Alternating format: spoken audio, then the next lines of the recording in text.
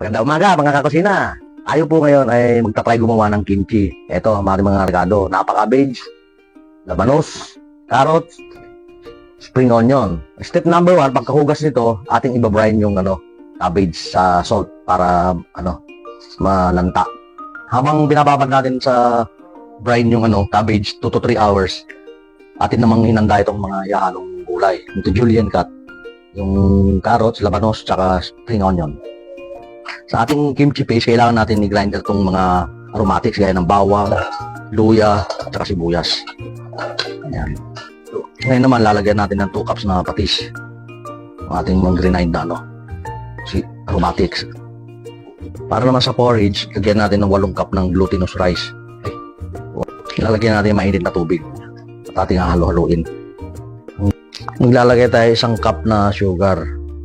At binuksan ko na apoy tapos hahalo-haluin. Lulutuin hanggang parang pandikit ang texture niya. Ihalo na natin ang gagawing paste. Ayan. So, yung chili flakes.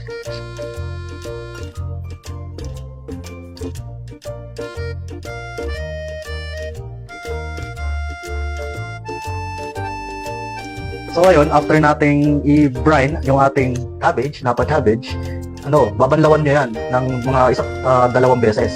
Pagkatapos nun, i-drain nyo. I-drain nyo siya for 1 hour. Yan sa colander or kung saan man. Tapos, maglagay ka dito sa ating pot. Yan. Sauce. Yung sauce. Okay na muna yan. Okay, ganito maglagay ng kimchi paste per leaf. Papahid-pahid nyo yung kimchi paste per leaf para yung lasa manuot. Para yung hindi yung pagkakain kayo, may bigla kayo makakagat na hindi kimchi. Ayaw natin nun.